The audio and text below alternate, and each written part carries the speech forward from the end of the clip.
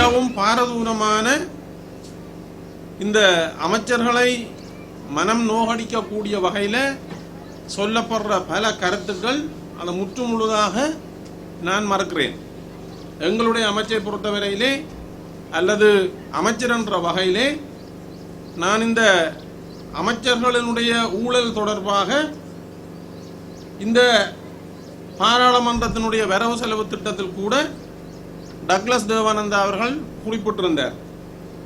ஊழல் அமைச்சர்களை விசாரிக்க வேண்டும் என்ற ஒரு கருத்தை இந்த பாராளுமன்றத்தில் தன்னுடைய உரையில் வரவு செலவு திட்ட உரையில் குறிப்பிட்டிருந்தார். டக்ளஸ் தேவானந்தா கடந்த காலத்தில் என்ன செய்தவர் என்று எங்கள் எல்லாருக்கும் தெரியும். என்ன ஊழல் செய்தவர், எத்தனை நிதியம் வச்சிருந்தவர், எத்தனை பேரை போட்டு தள்ளினவர், எத்தனை பேரை இல்லாமல் பண்ணினவர் எல்லாம் படிப்படியாக வந்திருக்கு.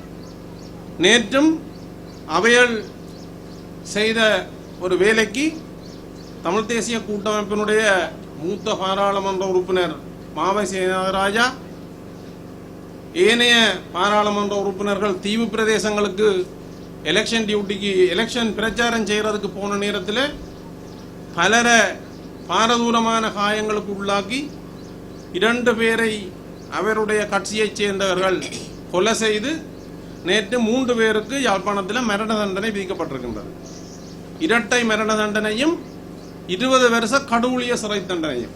அவர் சொல்றார் வடக்கு மாகாணத்து அமைச்சர்கள் ஊழல் செய்திருக்கணும், விசாரிக்கணும் என்று சொன்னால் முதல் அவருக்கு என்ன செய்யணும் என்று நாங்கள் பார்க்கணும். இப்படியானவர்கள் தான் அரசியல் நோக்கங்களுக்காக தேவையில்லாத பிரச்சனைகளை கொண்டு வர்றது.